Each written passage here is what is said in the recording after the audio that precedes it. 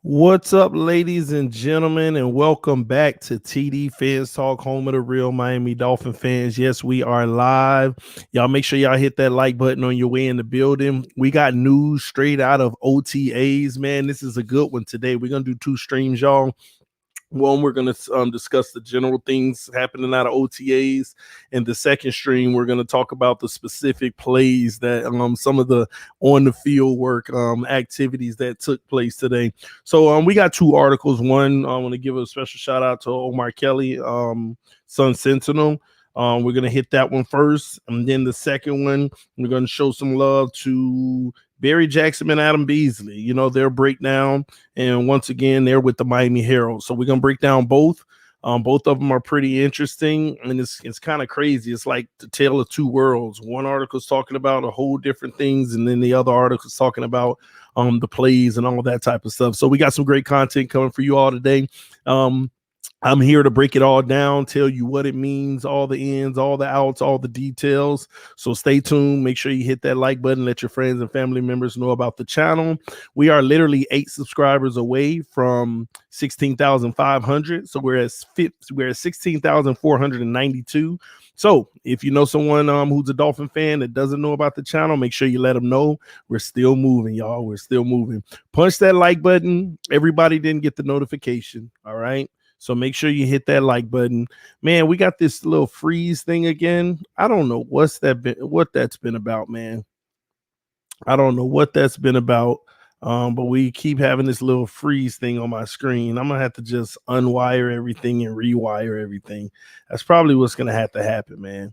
Let me see. Let me check one more thing out. All right. What's up, Ian Baller? I see y'all, man. Omar Kelly is a bum. I said it. Y'all stop that mess, man. Anywho, man, let's dive in.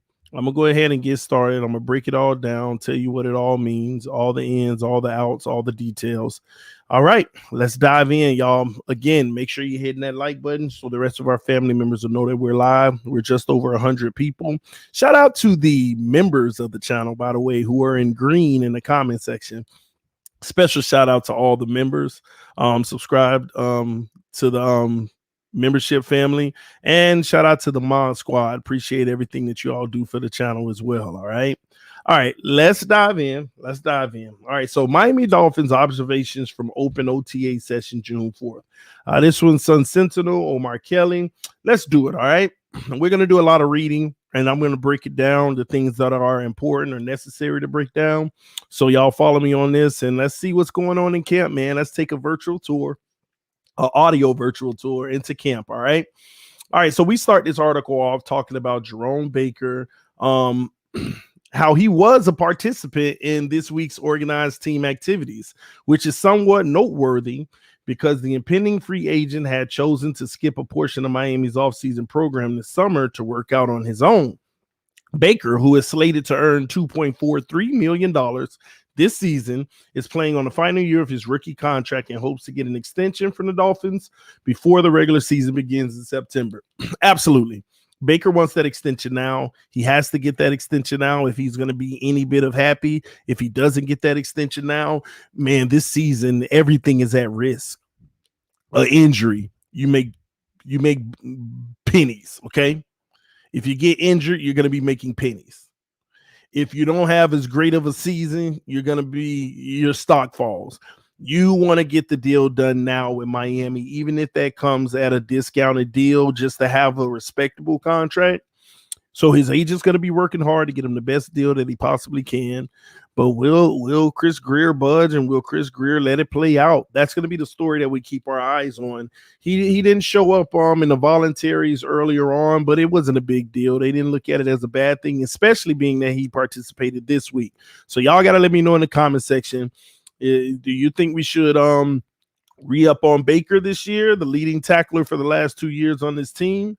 Should we re-up on him this offseason or play it out? And in worst case scenario, we're players in free agency or the draft next year. Y'all got to let me know what you think in the comment section. What do you think we should do with Baker? Now, discussions between the franchise and Baker's representative stands unknown.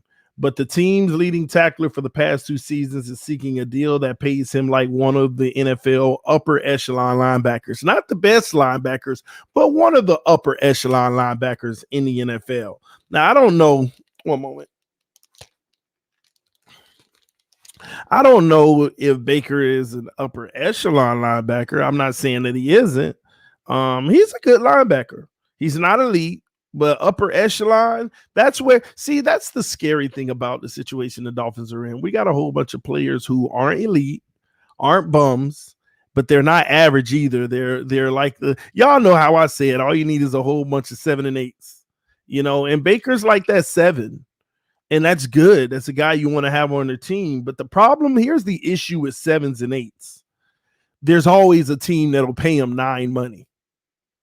They'll pay him like he's a 9. But that's on Baker. Is he going to gamble and hit free agency, or is he trying to put that pressure on the Dolphins right now to give him a decent deal? And the Dolphins already know they're not going to offer anything more than what a 7 or 8 is worth. And that's the reality. And then on top of it, they're not going to give a massive amount of guaranteed money. That's just how it works. So that's always the holdup. So we'll see how it works. We'll see what happens. We'll keep our eyes on that situation for sure. Now, they also talk about Jason McCourty is concluding his first week of the on-field work with the Dolphins. The former Patriot, who served as a starter for 13 years, signed a 1-year deal for the veteran minimum, where he's reunited with Brian Flores. Now, McCourty will be called on to serve as a leader. They're not even talking about McCourty so much in other terms. They're just keep on mentioning him in a leadership role. But as this article states, which is spot on by Omar, listen, he's going to have an uphill battle to beat Javon Holland for the free safety role. They moved on from Bobby McCain. They brought in Javon Holland. It's Javon Holland's position to lose. Javon Holland will be starting at free safety, ladies and gentlemen. You heard it here. I'm going to keep saying it. That's what's going to happen. Jason McCourty is going to be a veteran to help show these young guys the rope in the secondary. And also, where you need to plug him on occasions, you'll be able to have some quality play. It won't be his prime play, but it'll still be quality. That's why I love this pickup out of Dolphin. I know his age is up there, but it doesn't matter. You bring him in for quality depth. A guy who knows the game. May have lost a step or two, but he still knows the game. And a lot of guys at his age, they win by using their brain and what they know. All right, so That's all that matters. All right. With the exodus of Bobby McCain, it's a Javon Holland world. So now he has to step up, be the guy.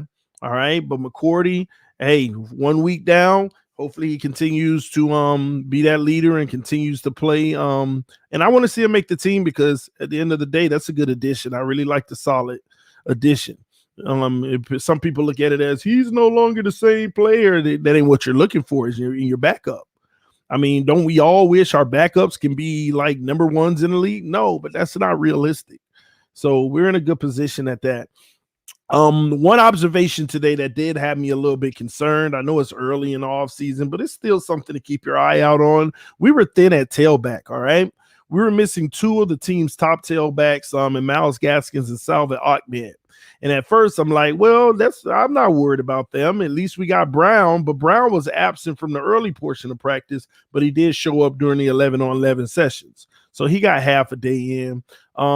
But Patrick Laird, Jordan Scarlett, and Jared Dokes had more opportunities to impress the coaches and teammates with the field position production today.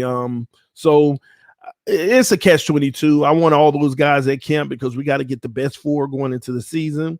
But if anyone that I'm not as concerned about, it is Salvin Ahmed and Myles Gaskins. And I'm glad Malcolm Brown got to be in that 11-on-11 session. That's the real meat of the work. And but Patrick Laird, Jordan Scarlett, and Jared Dokes, they putting their work in trying to see who's gonna make this team. And I think at the end of the day, Jared Dokes being a rookie that they invested in the draft, they're gonna go ahead and they're gonna ride with Jared Dokes this year. Patrick Laird's gonna be out of there. Scarlett, hey, we'll see what end up happening, man. But that's what I think is gonna end up. That's what I think is gonna be the play out when it's all said and done. But we'll keep our eye on it. All right. Now, injury updates: receiver Preston Williams and tight end Mike Gesicki, who both suffered serious injuries at the end of last season. They were working on the side during Friday's session. So they're not getting on field rep. They're still, in rehab. They're rehabbing. They're trying to get, 100% healthy. So because this is a big year for both of them. Preston Williams, see, nobody wants to talk about this, but there is a chance that Preston Williams doesn't make the roster this year. I personally believe he will, but nothing's guaranteed. Coming off the multiple injuries, you still got to come back and show that you're at the least the same player at his peak. You see what I'm saying? It's not like he can afford to work his way back in. He got to show huge productivity when training camp starts right away. And Mike Gesicki, contract year, same situation as Jerome Baker. He already has his deficiencies. I don't think his value is as big as many fans do think. And we'll talk more about that as time goes. But Gesicki, man, they could be ready to move on. And we're going to talk about some of the plays that happened today that would suggest that even furthermore.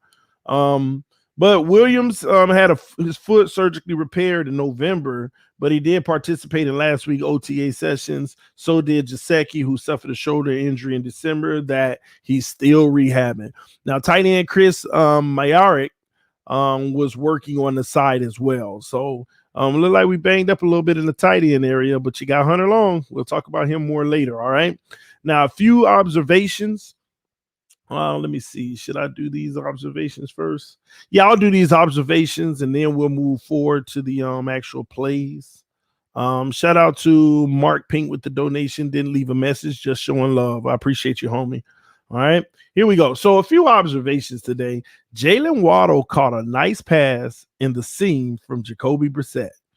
Jacoby Brissett out there working with Jalen Waddle, showcasing his speed and ability to create separation during 7-on-7s. Now, Tua Tagovailoa also threw a crisp out pass to Devontae Parker, which got to him on a rope during the 7-on-7 period. Now, that's good to hear.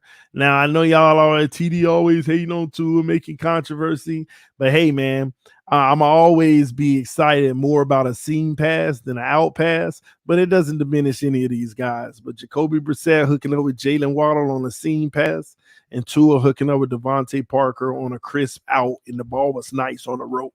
Okay. Now, Jason McCourty dropped an interception from Reed Sinnett, who threw it right to him. And if y'all been on this channel long enough, y'all already know how I feel. See, I put names together. Jalen Waddle, Jacoby Brissett. That made sense to me. Okay, that's all good. That could be a real possibility. Not saying Tua's not going to be the starter, but hey, it's a competition everywhere. I'm going to keep it 1,000.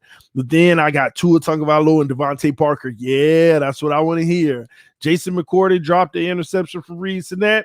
First of all, it was Reed Sinnett, so not like he's a bum or anything, but he's not going to be our QB1, so that's not really news to me. But then on top of it, Jason McCourty dropped it. Come on, man. Reed Sinnett, you better be intercepting this guy and following through. But he was where he was supposed to be on the play. I'll put it like that, all right? But they did say Reed Sinnett threw the ball right to him, so it is what it is. Now, DJ Fluker and Solomon Kindley looked the same size. Now, that's interesting to me because I know DJ's huge. Solomon's huge in my opinion too, but I think DJ's bigger. They say that's a little interesting. Fluker, who is listed at 6'5", 342, no, Solomon ain't that big, is notorious for being one of the NFL's biggest offensive linemen. Either he's gotten smaller or Kindley has gotten bigger. Wow. Well, I don't know. Did DJ Fluker get smaller or did Solomon Kindley get bigger? That'll be real interesting. I can't wait to put the eye test on it myself to see what I think. But that's all good news, all right? Now, Albert Wilson looked like he's gotten his speed back. Thank you. If he's going to be on this roster, if they're going to keep him, thank you. Finally, it looks like he got his speed back. Finally, Albert Wilson might be back, you know? Man, a quick Wilson is a scary proposition with Waddle, Fuller, Parker, and Lynn Bowden in the mix. Fuller hasn't participated in Miami's previous OTA session, so Wilson is getting plenty of work with the prominent quarterbacks. That means he's working with Jacoby and Tua. He getting plenty of work with Jacoby and Tua. Fresh legs, had a whole year off. He should be the freshest one. He should be coming out there making plays. That's why I feel like it's going to be hard to let him go. They might just keep him. They might just, chuck up the money and keep him. And they might keep Jakeem Grant too, man. I know everybody, Twitter almost broke today hearing that Jalen Waddle dropping punts. Everybody sending it to me. Let me be clear about something. I hope Jalen Waddle drop every punt that come his way. I don't care nothing about Jalen Waddle dropping punts. I hope he drop everyone that come his way because I don't want him returning kicks. I don't want the number 6 overall pick who's supposed to be the weapon that makes the difference, stretching the field, hitting the crossing routes, out of the slots. No, I don't want him returning punts, to be honest with you. Not unless it's the fourth quarter, 2 minutes left, and we down by 6 or we down by 5 and we down by 4 and we trying to make something happen. I don't care nothing about him muffing punts, even though as the day go on, he would catch everyone after that, as reported. But whatever, I don't care nothing about that. Now, for the record, Waddle continues to limp around the field. Now, this was interesting. For the record, Waddle continues to limp around the field, showing his right ankle isn't fully healed from the injury that cost him his final college season. So he's still lingering on that injury, but he's out there playing. He out there running seam routes, getting separation and playing. So he's fighting through it. It's manageable. So I just hope that he doesn't go so hard that he creates a long-term issue. But I think they wouldn't even allow that to happen. So it's better than it seems. But at the same token, he still favors it, maybe more so mental than physical. All right. Now, Jalen Phillips, the Dolphins' first-round pick, looks like he's been playing linebacker in this scheme forever. There has to be some carryover between Miami's scheme and what UCLA was doing because he's quick and triggers fast. Now, that's what you want to hear. That's the highlight comment of the day, ladies and gentlemen. That's what you want to hear. Jalen Phillips, the guy we got at 18, looking like he's been playing linebacker in this scheme forever. That's what you want to hear. And I am telling you, he's a day one starter. He comes in and he's going to make plays. Now, all y'all who still don't understand football, who keep on saying, why do they have him at linebacker, bro? The 3-4 that we run, he's a line. It's basically a linebacker end. Okay. We've already done a video on the linebacker positions, the wheel, we've done a video on all of those positions. So go check that out if you don't understand. It's a defensive end, but also a linebacker. It's both roles in that position. And he's the perfect guy for it. And I am telling y'all, this is what you want to hear. Jalen Phillips, the Dolphins' first round pick, looks like he's been playing linebacker in this scheme forever. There has to be some carryover between Miami's scheme and what UCLA was doing because he's quick and triggers fast. Let's eat.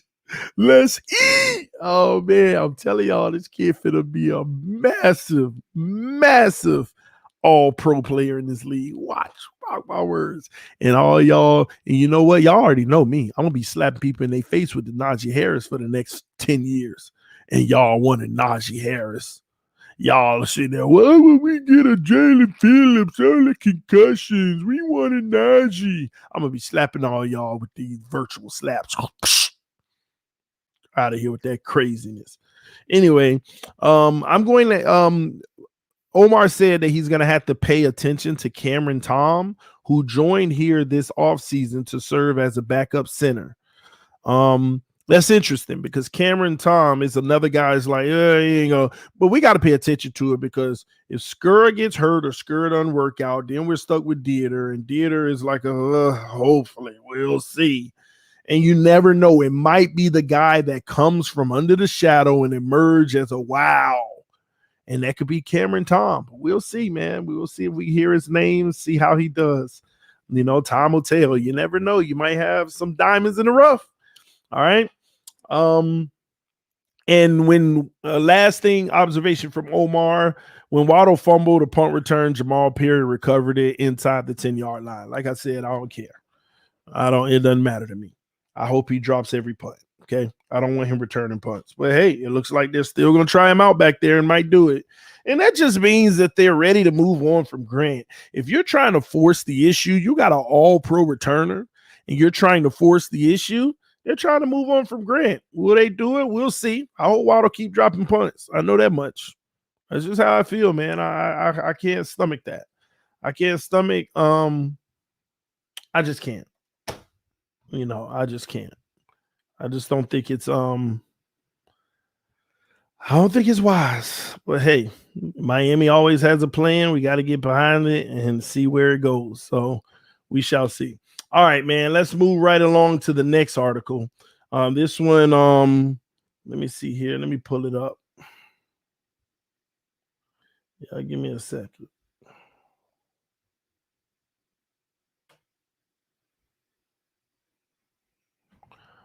All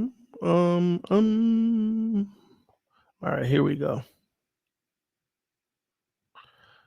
All right, this one is from the Miami Herald. Okay, let me go off my phone on this one. Now, this was a live blog from earlier today. What's happening at ongoing Miami Dolphins practice? I was going to do a separate video, but let's go ahead and do it. All right. All right, so here we go. The Miami Dolphins on Friday held the second of 3 voluntary May-June practices that will be open to media. Some news and notes, which we will update throughout the 10:30 a.m. practice. The 3 offensive players not present at voluntary sessions, receiver Will Fuller, who also missed last week's session, and 2 prominent running backs, which we already know from the last article, Myles Gaskins and Salvon Ahmed. Now, keep in mind, Will Fuller, it's all good. It's no issue, guys. He just has his own regimen that he does in the summer, and Flores acknowledged that today. Not a big deal. He will be present to camp. It's not a biggie, all right? Will Fuller know his position is secure pretty much. They've already given him the bag.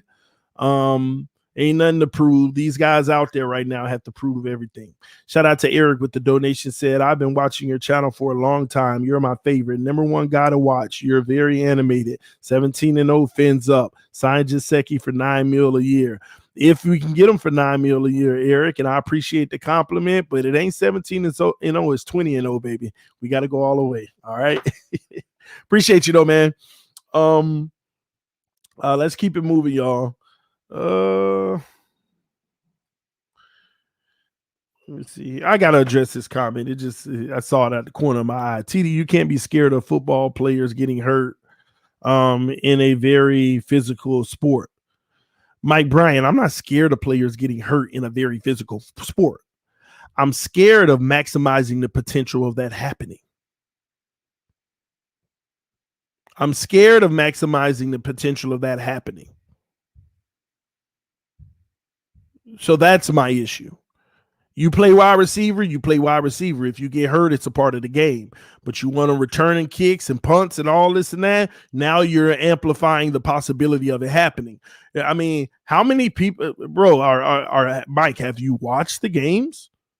Why did Flores get flags thrown on him, running out to the field ready to fight and yelling and screaming and going off to defend Jakeem Grant and Preston Williams after the dirty shots that they took? And what did that do to us having our offensive weapons hurt? Then we complain about, oh, Tua's playing with the third string guys. Then we're complaining and complaining and complaining. What happened to those guys? Why was Flores out on the field yelling, being held back? Because people take dirty chip shots on those plays.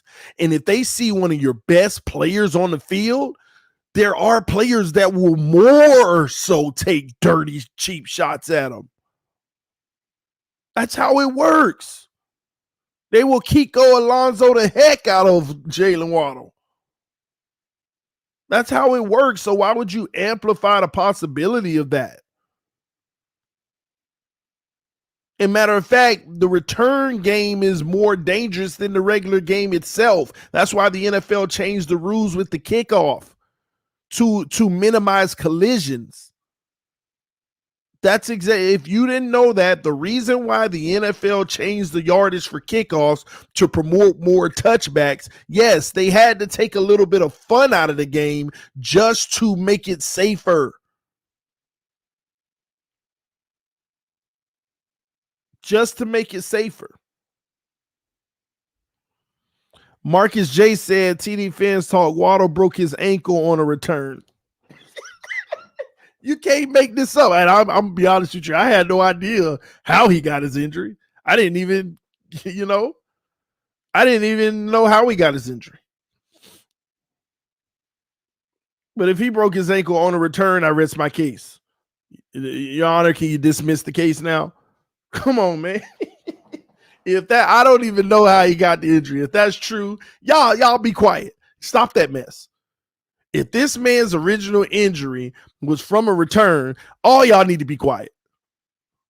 Oh yeah, like all y'all really need to be quiet.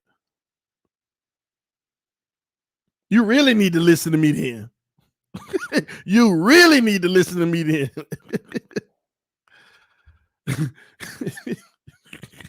Oh my gosh, I didn't even know that. Now I don't want to hear a single soul say nothing to me about my take on Waddle and returns. Man. Wow, on a return, huh? Oh, y'all be quiet. Oh, I didn't know that. Thank y'all so much. Now I got a whole nother argument to why with the community. And now I start saying it like I knew it all along. The man hurt himself on returns. Man, that's crazy, man. But like I said, that was my whole point. I'm just messing with you, Mike. But Mike said, why wouldn't he get hurt getting hit on the slant? You're right, but at least leave it to that. What I'm saying to you is, on a slant, a quarterback has an opportunity to not throw it to him because he sees the defense closing in potentially. Now, if the quarterback wants to set him up for a deadly play, then that's something, but you at least have discretion in that. In a punt return, you could fair catch and still gets wiped out. You could put up the fair catch signal and still get blasted. You have no.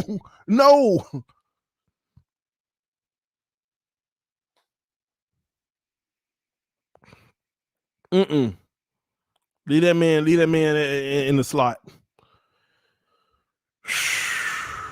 All right.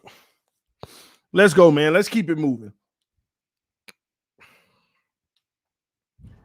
All right, so the defensive players not present Friday at the voluntary sessions: Xavier Howard, Emmanuel Ogbah, Benardrick McKinney, Zach Zeiler, and linebacker Brennan Scarlett. Now let's break that down. Zach Zeiler, not worried about. Brennan Scarlett, not worried about. Benardrick McKinney got the bag already, not worried about. But you got to be worried about Howard and Emmanuel Ogbah. It could be contractual related. Flores already came out and said, no, none of it's contract related. You know, guys have their own thing. But, you know, we'll see. We will see. All right. We shall see. We don't know if that's really the case. Time will tell. All right. Now, Howard wants a raise and restructured contract, but his absence is not believed to be directly related to that. It's unclear what Howard will do if he doesn't get a raise. However, the Dolphins do not want to trade him, and he is not believed to have requested one.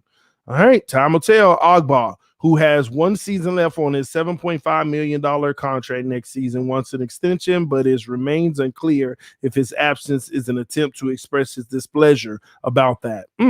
Brian Flores declined to specifically answer when asked whether any of the absences were related to unhappiness over contract. Scarlett has been out of town, but is expected to join workouts early next week. Of those absent Dolphin defenders, only Zeiler was in attendance at the previous session open to media. Wow. Among those who were at practice on Friday, who weren't on the practice that was open to media, Jerome Baker, Malcolm Brown, DJ Fluker, Preston Williams. Now, let's get into the play-by-play calling. This is where I get excited every time. I can't wait for training camps. That's when it's really exciting. But here we go. 11 a.m. update. Unlike last week's session opener to reporters, there was some offense versus defense work in Friday's session, though it was limited to 7-on-7. Tua Tagovailoa, displaying more zip on his passes, delivered a laser to Hunter Long for a sizable gain and completed shorter passes to Durham Smith and Jalen Waddle.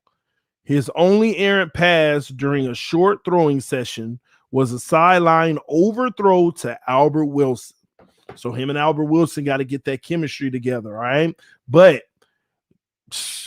laser to Hunter Long. Hunter Long, that dude, y'all, I'm telling y'all. Tua looking crisper, sharper.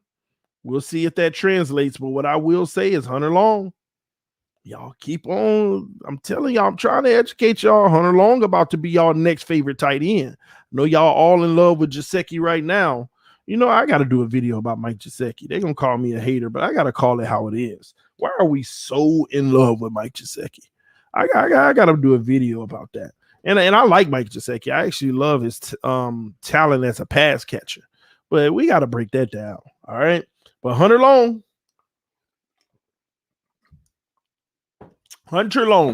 the guy can block, guy can run routes, and the guy can catch. He had more catches than Kyle Pitts in college.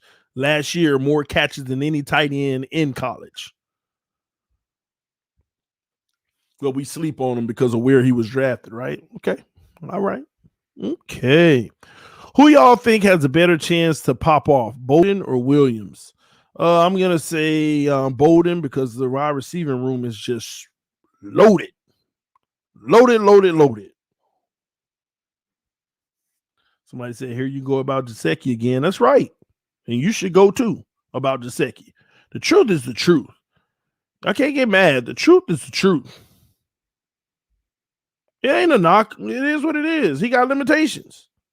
Things he can't do well. Things that he can get exposed on.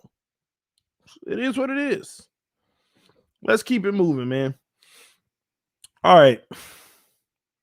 But that overthrow to Albert Wilson, man, if Wilson gonna make this team, man, which I think he can, but we got to get that timing together because he could be one of those guys that come open a lot that you need to be able to connect with.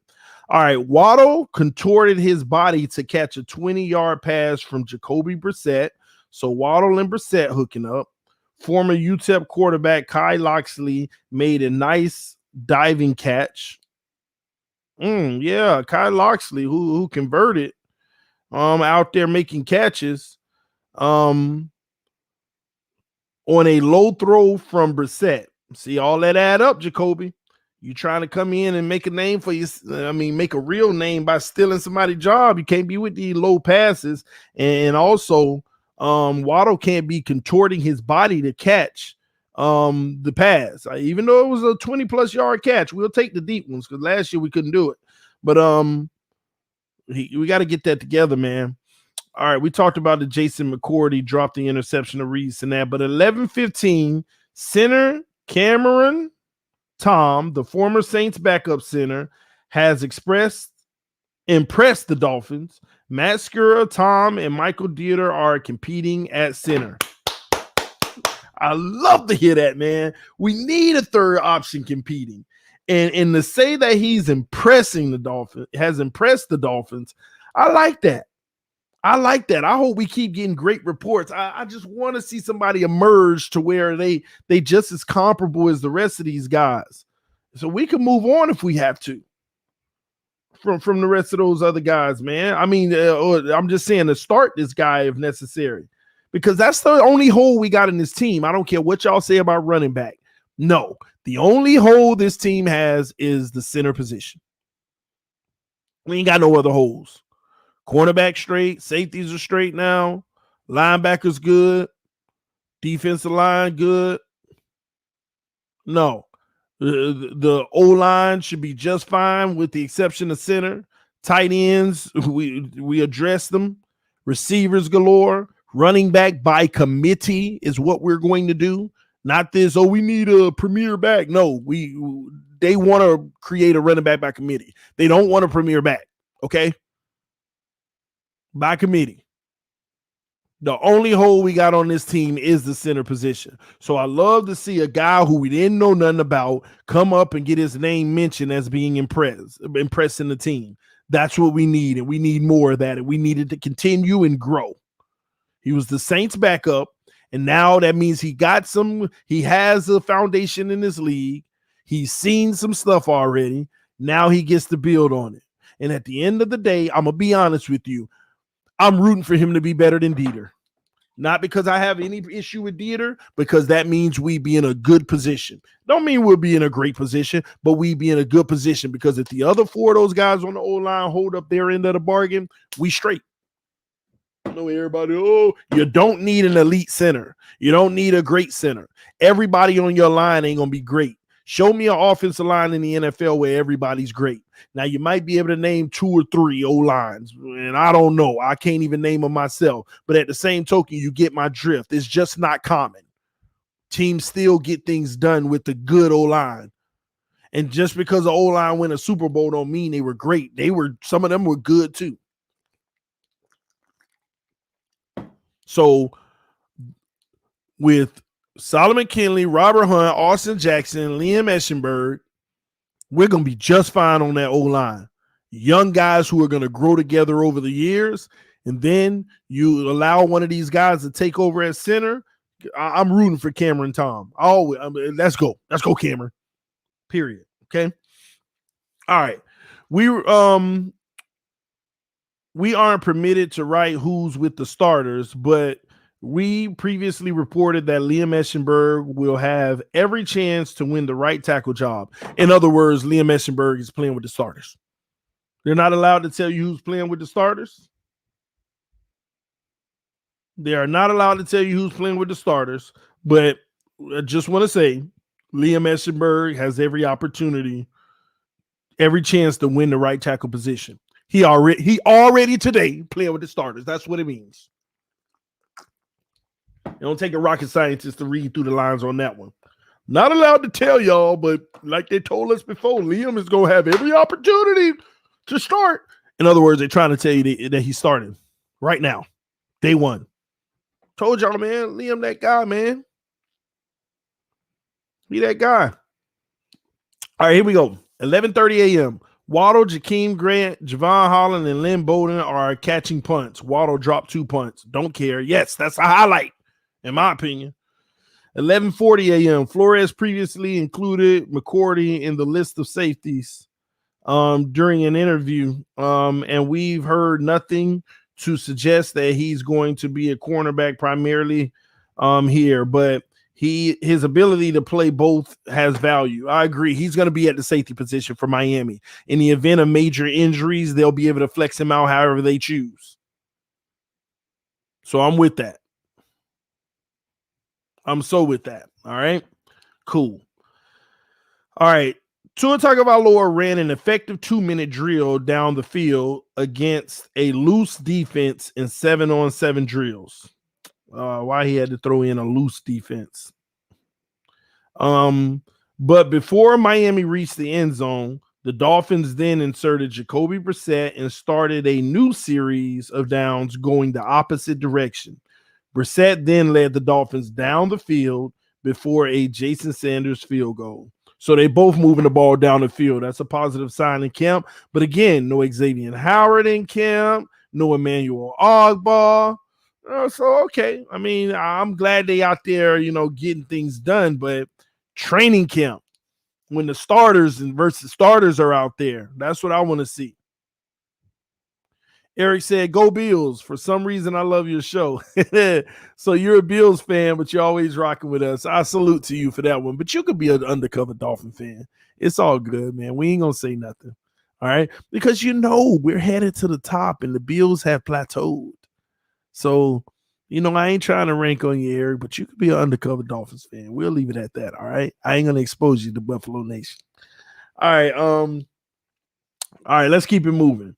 So they both moving the ball down the field. They both getting the job done right now, but it ain't, and that's why I guess they emphasize loose defense. Ain't nobody out there guarding nobody or really doing nothing. But we'll see in training camp. Now, 11:45, Wilson was active today, catching several passes. That's Albert Wilson. His job on the team remains precarious, but he looks good after missing a year. Let's go. Smith weighs in. Well, Durham Smythe, however you pronounce it. Okay. Tight end Durham Smythe, entering the final season of his contract, declined to say whether agent Tom Condon has engaged the team to on extension talks. I love playing here, he said. I love the team. Smythe has been living with tight end Mike Gesicki, who, like Smythe, can become an unrestricted free agent next March. Gesicki also has declined to discuss the issue. He's represented by Patrick Collins and Jimmy Sexton. Smythe made progress as a receiver last season. First 2 years, my primary responsibility was the run game and pass protection. He said nothing. Noting the tight end have been trying to be more well-rounded so we can stay on the field more. Ain't that a shame? That's actually a knock on Gesicki for him to say that. He's been working in the blocking and pass protection area, which Gesicki can't do very well. And last year, he did improve in pass catching. They used him in a lot of little bootlegs and different things like that. So I saw him. He caught the ball a little bit more last year. So now that's the part of his game. Man, I wouldn't be surprised if we look up and they extend Smythe, trade Gesicki, and here comes Hunter Long. Because Smythe is the blocker. And he's starting to become a better pass catcher. Or is he as athletic as Gesicki? No, not at all. Not at all. All right. But these are all things, man. I'm going to have to do this video on Gesicki, man. Smythe said that he wasn't surprised that tight end coach George Gotsky was named co-offensive coordinator. George is a very smart guy, an encyclopedia of offensive knowledge in general, which has helped my development, Smythe said. He's been an OC before with the Houston Texans. That's where he's going to thrive because he knows so much about it. Beyond Gesicki and Smythe, Baker is the only key player entering the final year of his rookie contract. He's represented by Drew Rosenhaus. All right. So that is your daily report from the media availability of OTAs today. I'm curious in the comment section, what do you all think about it? What do you all think about today? I'm going to go ahead and break down in my thoughts some of the highlights, some of the things that I want to that are important to me. Importance number one. Let me pull it up. Center Cameron Tom. I got to remember his name because I don't remember his name. I have to start remembering it. Center Cameron Tom. That's a highlight to me. Something we should all be keeping our eyes on because we need to be better at that position. We need to feel better at that position. So center Cameron Tom. All right. Highlight number 2. I know it's early in OTAs, but it's still a highlight to me. I'm hearing night and day stuff from last year. Last year was a disaster in the quarterback room. Excuse me, Josh Rosen, Tua Tagovailoa, just thinking to join up in camp. Y'all remember last year? Josh Rosen and Tua Tagovailoa was thinking to join up. Now I'm hearing Jacoby Brissett and Tua Tagovailoa moving the ball down the field. But they ain't playing nobody on defense. Xavier Howard, Baker, what's his name? Ogba. These guys not being present. So it's early. We'll see what camp brings. But I like them getting their feet under them for right now. All right. Another thing, running back situation, I'm not so concerned about, but I do like that the main guys who are going to be fighting for the 4th running back position are getting a lot of reps due to the injuries or non show ups. So that's also a good thing. Waddle out here limping. I'm a little concerned about that, but he's still fighting through it and getting in the seams and catching footballs. I like hearing that.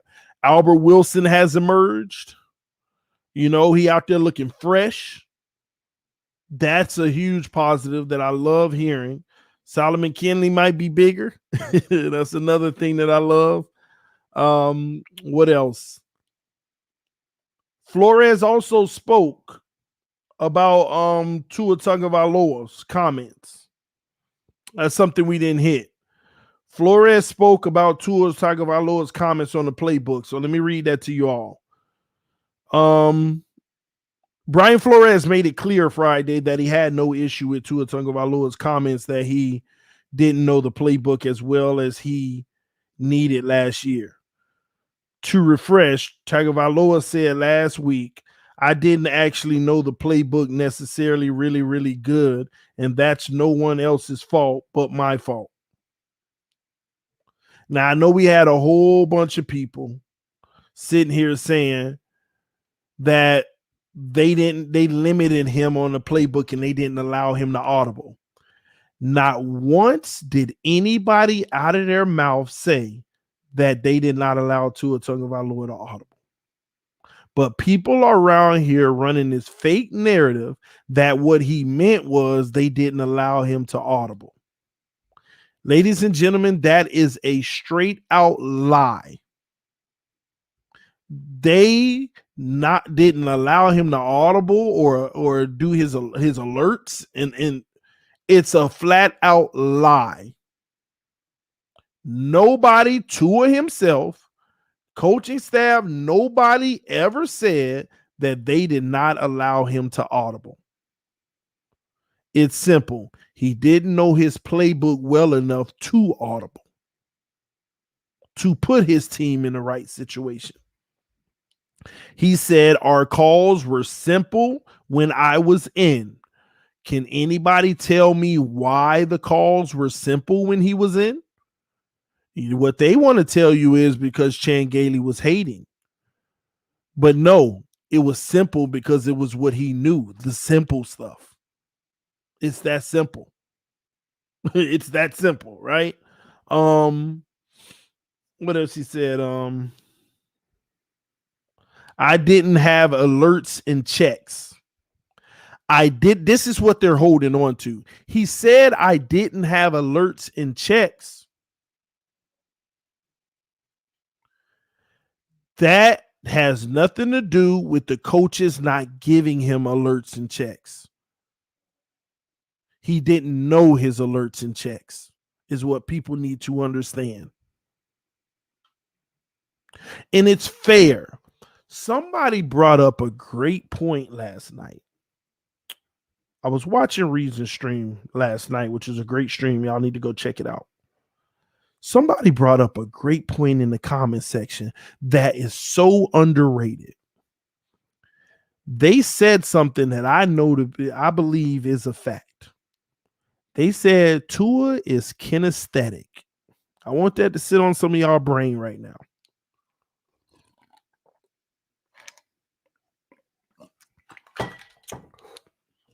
Tua is kinesthetic. Well, let me elaborate, because some of y'all may not even know what kinesthetic means. Okay. Now, you think the only test that they take in the NFL is a Wonderlic? No, they have like 50 million tests they take, exaggerating, right?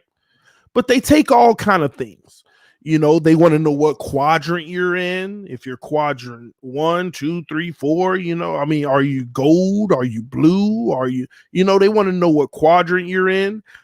It basically quadrant telling the type of person you are. Everybody wants to be gold, the type of person who's structured, they're ambitious, they go after it, blah, blah, blah. There's different things, right? But VARK, VARK. Some of y'all may not know what a VARK is. A VARK assessment is something that's used a lot in corporate America, but you could use VARK in anything if you're trying to teach someone and develop them. And VARK is something that NFL teams use. So when you first come in, they test you they give you these weird questions that's like, would you rather? The questions are loaded with a whole bunch of would you rather go to the park and play with your friends, or would you rather stay at home and watch television alone? Would you rather blah, blah, blah? And what VARK does, it tells you how a person learns best. So VARK, V is for visual. There are some people who learn visually. So if you're a visual learner, you want to sit that quarterback down and go over film with them all day, because that's the best way they learn. So you'll get more into them. Brady's visual. Okay. Then you have audible, audio. Okay. Somebody could be telling you, or you could be hearing it, and that's how you learn it. The R is for read, write. Put it in the book. Give them the actual playbook. Let them read it. They can decipher it and get it. But majority of all humans are kinesthetic. And Tua's kinesthetic. I'm kinesthetic. Majority of humans are kinesthetic, which means hands-on, actually doing it. They see you do it. I ain't gonna get it until I do it myself. Repetition. So there are some. It doesn't mean so I can give Tua a playbook, and I can give him the film on the same thing I'm trying to teach him, or I can tell him what to do and let him do it 10 times. The best way for him to lock it in is letting him do it 10 times. That playbook ain't really showing him nothing. He sees where everybody's supposed to be, but he ain't locking it in until he see it. Hike the ball. Let me see it in action. Now I got it. I know that play now. So when you're not running the whole playbook, you're not going to retain the playbook. And I'm starting to think that's what the issue was. That's why he didn't know his playbook, because they gave it to him. And I ain't trying to make excuses for Tua, but this is something I'm probably going to do a whole stream on this, because we got to break it down. This is something that's legitimate, and that's not a knock on him. It's a knock on the coaching staff if this is true. Because a kinesthetic person, you can throw them the playbook. Nope. I'm like you just threw me an 800 playbook. I might learn 70 of them and feel good about it. Might. Because first of all, I'm reading, and like some people, that's just how some people are. But you tell me, all right, here's the play on the playbook, but I'm going to have these receivers run these routes, and I want you to hike the ball and drop back and look at it. You see what it looks like? Yeah, I see what it looks like. Now you see what it looks like with a defense real time. If that safety come up, I see I'll have that guy. And if that guy shades over, he'll eventually clear. I'm feeling this play. I get it. I'm doing it. I'm executing it. I'm manipulating it now. I'm having fun with it. In the game of football, if you're kinesthetic, you have to be able to run the same play 5 to 10 times with the defense and let him work through it and feel it and play it. It's like Madden running the same play over and over because you slow processing. So you want to see, all right, I'm going to keep my eyes on X.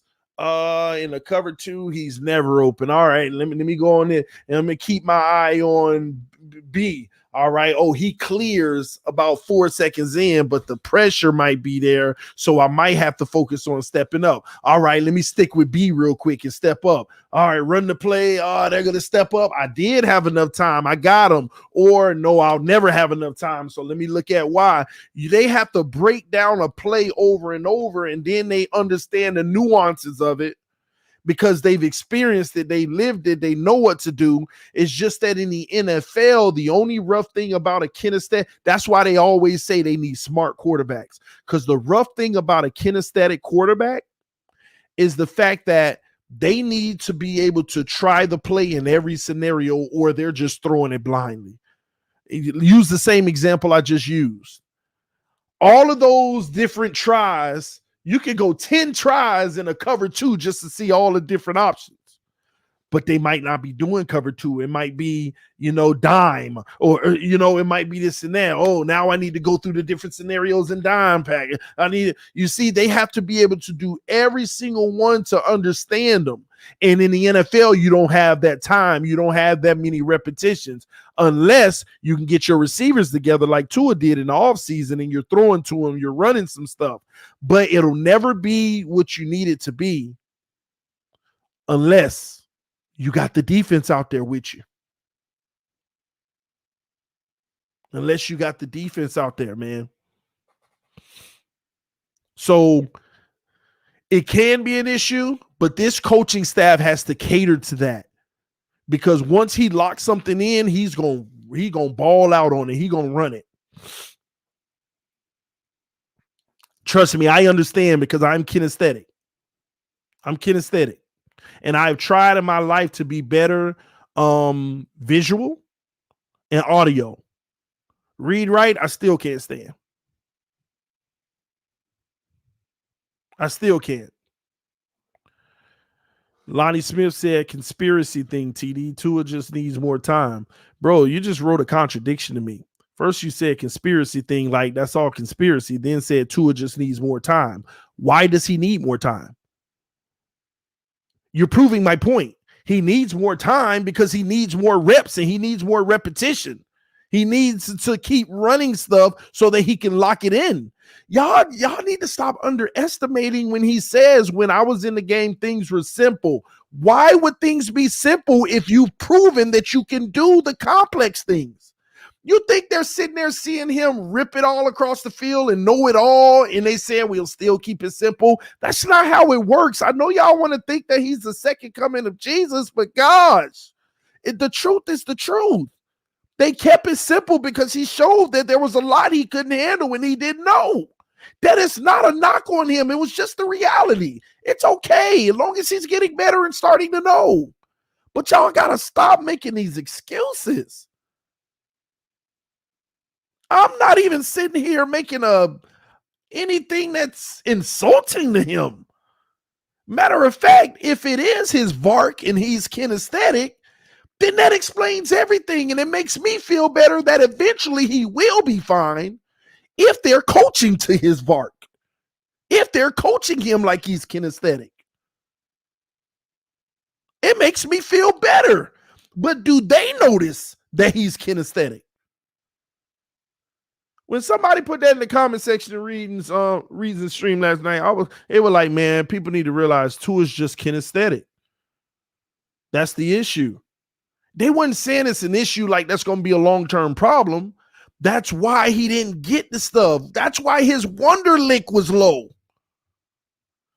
And I'm not saying that that's a big tell, but it could be a reason why. Your greatest players are kinesthetic, but if you got visual and kinesthetic, now you can just see it, and that is your practice. But I don't think he has the visual part, or he can get better at it. But that's all I'm saying, man. If Tua is like a strong kinesthetic, because in a VARC, you'll be a dominant one thing, but you will have a certain score in the other areas too.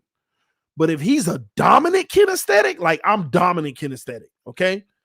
Then if they're not coaching to that, he's in trouble. I'm telling y'all. But if he has a high score on visual, then he just needs to get in that film room and run through his mind of him doing it to help his kinesthetic, help him actually put it on the field. The problem is some of y'all never even heard of a VARC, so you don't believe in it. But this is real stuff. In all professions, like most professions, they have actually done their research and proved that a VARC is the best way to develop someone. I don't care what job you're in. You can be in a call center. You can be in corporate America. You could be playing football. A VARC is the best way for you to determine how you can most effectively teach someone. That's why you can't teach everyone one way. All coaches can't all go out there, hoorah, just do this, just do this. You don't know the playbook? Remember? Who was the first one that got cut? Who was the first offensive coordinator that got cut?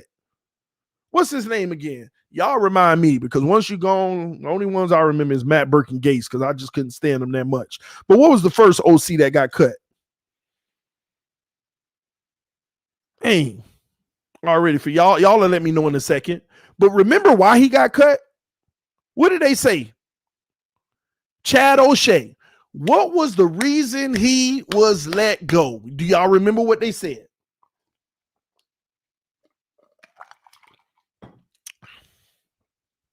They said that he couldn't develop young talent. Playbook was too complex and he couldn't develop talent. That tells me they're not using VARC. They got a playbook that might have worked, that might have been great, but they're not using VARC. They're not taking every individual player and saying, hey, Jakeem Grant is visual. Let's make sure in his one-on-one sessions, we got him in the film room. Hey, Devontae Parker is kinesthetic. Let's make sure in his one-on-one sessions, he's actually on the field doing what we want him to do. They're not using VARC. You got a Devontae Parker who's kinesthetic, who needs to do it, sitting in the film room. And his brain may not be built for retention like that. This is a real thing, y'all. I know some of y'all don't know nothing about this, but VARC studies are real. It's how a person best learns, because they ask you your personality type. Would you rather go out and hang out with friends dancing, or would you rather stay home and this and that? When people answer those questions, it really tells a reality of that person and their personality and how they learn and how they interact with others.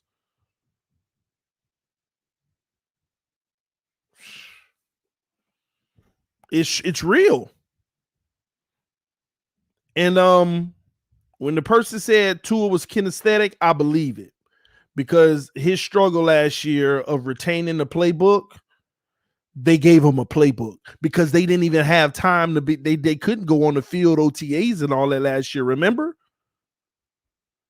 So the only thing they did have is the playbook. That's why Tua said, I mean, I'm gonna be honest, it's nobody to blame but myself. Because he knows he got a book full of words, numbers, and routes. And it's like, I get it and I know what it's saying, but I don't retain stuff like this.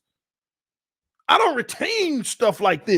mean, it's a playbook. I get it, but I see this play. I need to go out and do this like 5 times right now. Play one. I need to go out here and do this 5 times so I can remember. And all the alerts to it, and then put me in a situation where I need to use the alert. So I got it. That's kinesthetic all day. That's why he didn't retain it. He just got a whole bunch of book of, and in practice they're like, run blah blah blah blah blah blah blah blah blah blah blah. He like, what's that again? Like, which one is that again? That's what was happening in camp. And you know what the coaches did? Give him a simple playbook. Give him 100 plays, and let's keep on working on these 100 plays. That's why he said, when my playbook was simple, it had to be. And that's not a knock on him. It is not a knock on him. It's just how you learn. Just because you're not visual, audio, or read right, that's not a deficiency. That's just your learning. Like people who are visuals, they aren't kinesthetic. There are some players that have no physical ability, this and that, and this, but they're like, I know what I'm supposed to do, so I'm just going to do it. Oh, completion. Yeah, at least I got an arm with it. But I didn't learn this by coming out here doing it. I already knew it just by watching film. Oh, look at the defense. I see what they're doing. Okay, blah, blah, blah. I'll be able to hit that guy. Okay, I got that. That's a visual person. Kinesthetic person, like, I see what they're doing, but I got to be able to feel that in real time for me to get it. I could see that same thing in real time and not do it until I experience it. Somebody said that is a knock on him, TD. No, it's not, man. It's just your learning style. It's a knock on the coaching staff not recognizing his learning style and coaching him to that. Well, oh, okay. Let me backtrack. You do have somewhat of a point. It is a knock, but it ain't one that he can control. It's a knock as in anybody would want a visual quarterback before any other quarterback, because a visual quarterback can just get that remote and they just getting better and better by every click. That's as long as they got the physical attributes to do it, but they learning. The way they learn, they can just keep on clicking. Yeah, it's the most efficient way. But most people in this world are not visual. The majority of people in this world, they're kinesthetic. Period. Out of all four of the VARC learning styles, the number one is kinesthetic. Todd said BS, CD. Can call it what you want. Herbert visual. I don't know. I know he retained, but maybe I can't say that he visual. I don't know much about Herbert and what he's doing over there to know if he's visual. Maybe he's kinesthetic and he actually got the work in that Tua couldn't get in due to the injury, due to all that type of stuff. I don't know. I don't know what he is. I don't know his situation. Now, if I know that he had the same offseason as Tua, then I'm more likely to think that he's visual. That the film room did him some justice.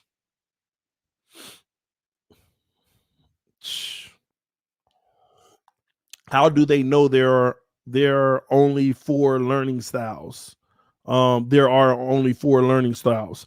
That's a good question, because that's what a VARC is. It's the four major learning styles. But if you know of another learning style, then maybe introduce it and do the study on it. Then we'll know that there's more. Or you might know of a study that I don't even know about that shows another learning style. But VARC, those are the four learning styles. And because it's based off of your senses too. Visual, audio, read, write, and touch, actually doing it. So we'll see.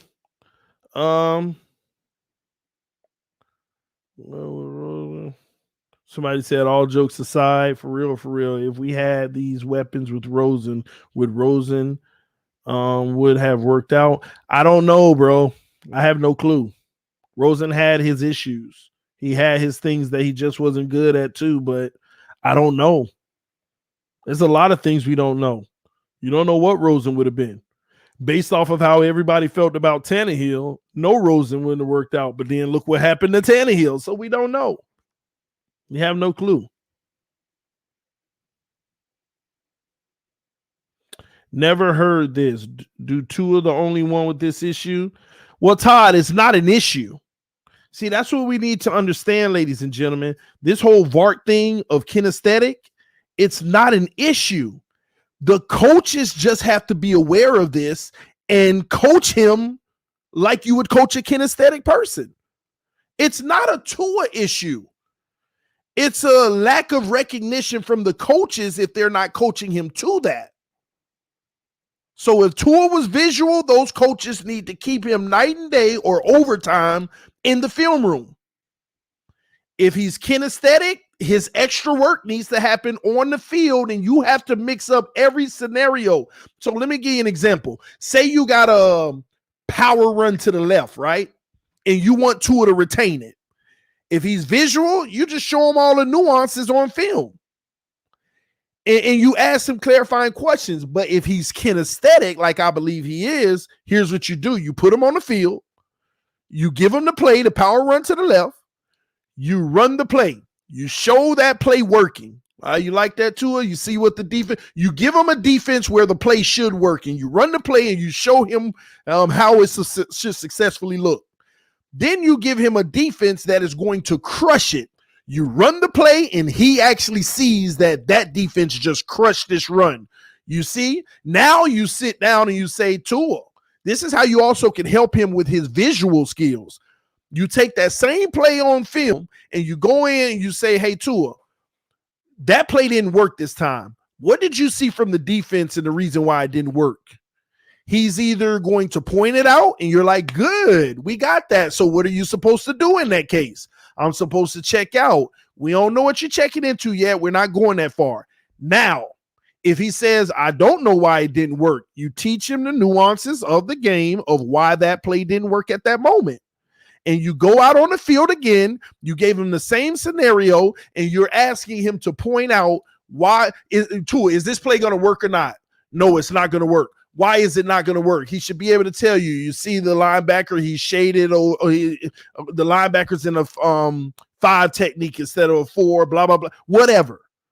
But you're walking him through the game, and this is how you master the game. You get retention. But what y'all don't realize is there are 80% of the quarterbacks in this league are going out here guessing on a lot of plays. There's a lot of things they do know, but there are a lot of plays they run, they just run. They just run it because they're not going to talk about their deficiencies. They're not going to talk about how they don't know that this play isn't going to work. The greatest of great quarterbacks know 99% of the time whether a play will work or not and why.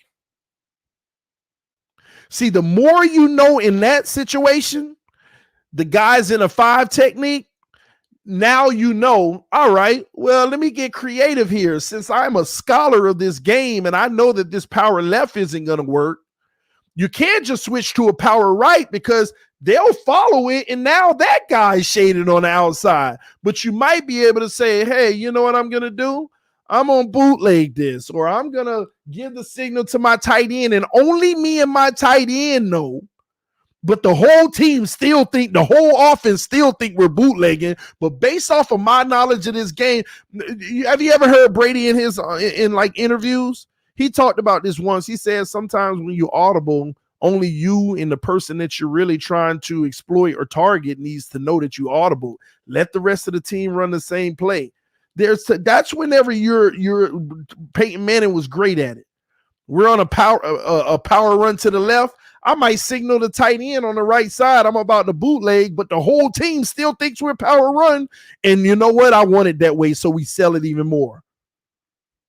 You see what I'm saying? So you have to be able to break down every scenario. Yeah, but Tua, what if the safety's downhill? Well, you know what? Now I need to switch it up because this and that. You have to be able to run them through every scenario, throw the book at them. Yeah, but what if this happens? Well, I don't know what you're doing that happens. Now you're able to show them. There's too many nuances to every single play. But you'll never be a great unless you actually take the time and show them and go through all the nuances. Show them what the nuances is and what it why you would need to use it, where you would need to use it, when you wouldn't want to use it. You have to be able to do all of that work. And guess what, ladies and gentlemen? That type of work takes hours on top of hours on top of hours before and after practice and blah, blah, blah, blah, blah. And we know he didn't have the time for that last year. He should have the time for it this year. But the number one reason why people fail in these areas is not the person themselves. It's the one who's coaching them doesn't recognize that they're bark. They don't recognize this is a kinesthetic person. I need to coach him kinesthetically. They don't recognize this is a visual person. I need to coach them visually.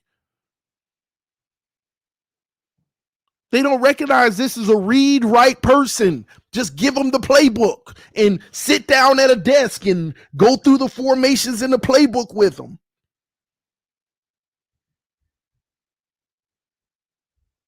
They don't recognize that. Now, if you're an audio person, you screwed in football. If your VARC is audio, you're just screwed. You're just screwed because it's the one part of the game that, I mean, you're not going to get an audio book teaching the playbook. And if the center is over no, you're screwed if you're audio. You will not be a great quarterback if you're an audio learner in the NFL.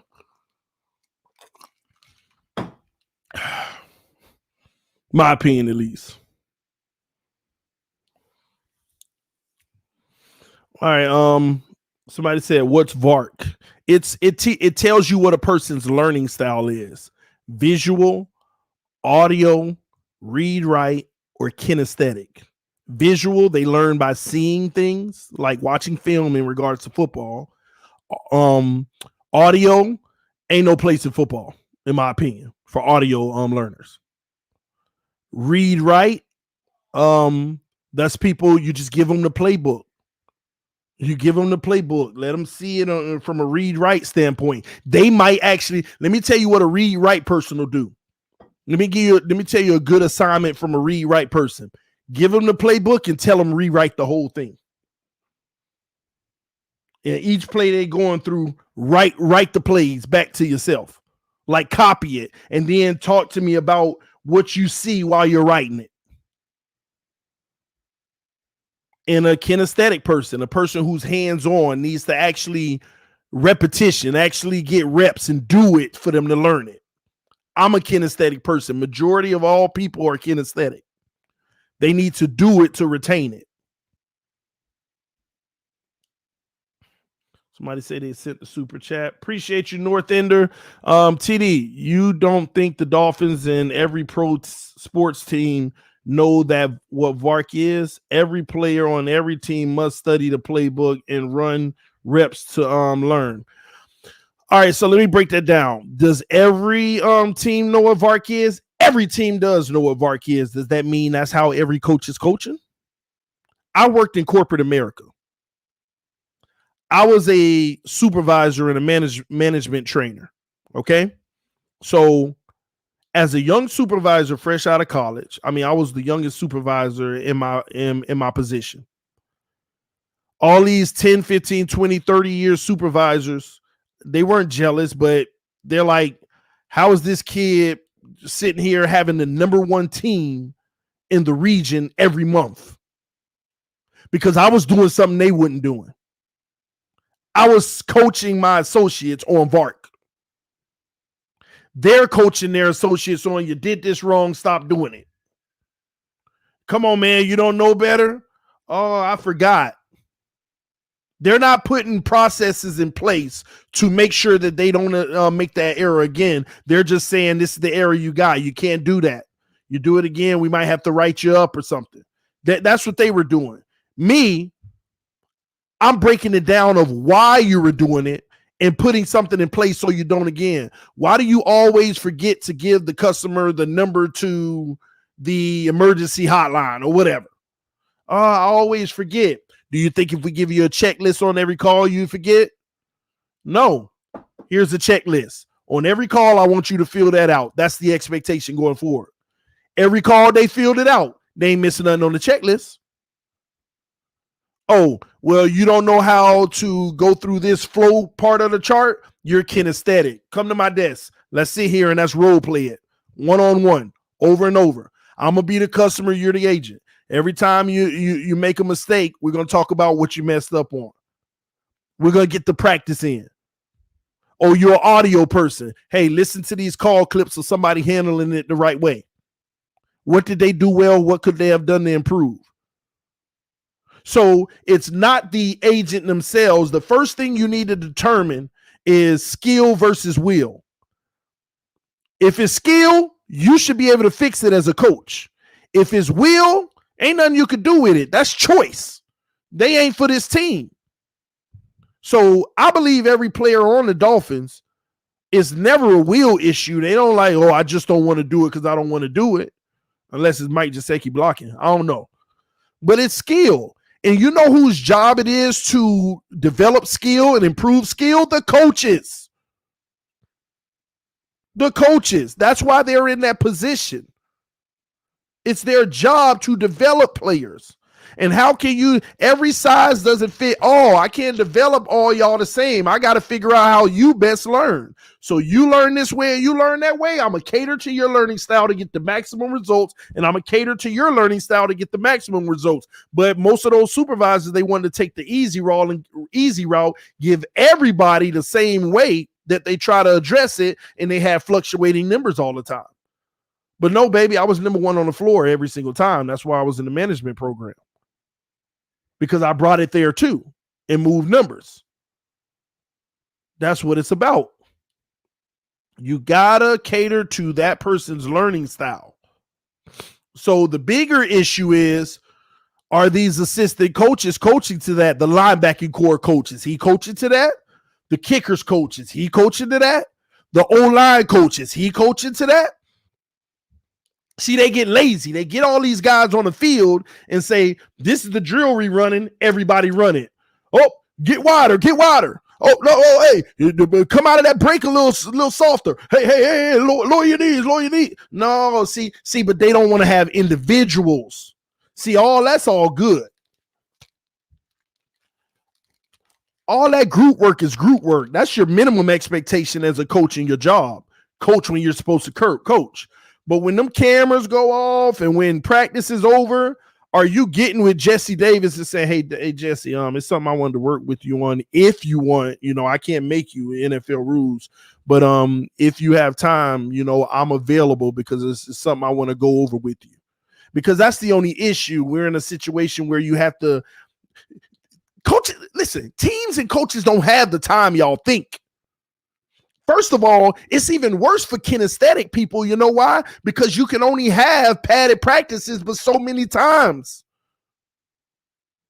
So it has to happen before and after practice. But then you also got players that's like, man, I'm off the clock now. Catch me tomorrow during practice. So it's a whole nother ball game in the NFL, but I know what it takes. Miami native said exactly. That's way too time consuming. You just made my point. You are 1,000% correct. That is the issue. It is way too time consuming. So what we're basically saying is it's way too time consuming to get the better result. But that's all about who's putting the work in. Or as a coach, are you being smart and recognizing, hey, Tua, based off of your VARC, you're a kinesthetic learner. If you can tell them what to go work on. If you want to hit that next level, this is what you need to do. You can tell them, and it's up to them with their own development and progress in that regard. So I get it. Don't get me wrong, ladies and gentlemen. It is a fact that teams do not have the necessary time to coach this way, but that doesn't mean you shouldn't have any little sprinkles of it in there. But most of them don't, because it'll be so small of sprinkles. See, this is the thing.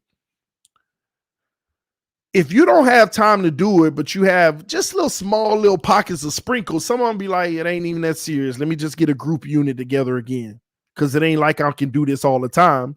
But they don't realize the small sprinkles of one-on-one can make the difference on that one specific play.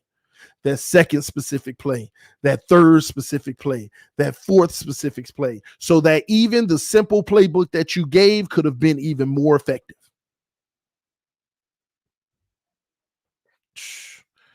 Mike said, TD, when teaching others, a lot of so-called leaders don't have the patience to teach. Again, y'all all spitting facts. You're all spitting facts, but this is the real issue. Coaching is an art and a skill, but the playbook to win at coaching is readily available. But number one, who's executing it and who can execute it? Because you got to learn it yourself. and this ain't about me, but I'm gonna tell y'all. So I coached football for 5 years, Little League, of course, right? I coached Little League with my sons, and we got 4 championships. We got 4 rings. Okay. The only one that we didn't get was the very first year because all of the boys were 4 years old. And it was the teams can go from 4 to 6. And all the boys were 4 years old. We had like 24-year-olds and about 8 5-year-olds.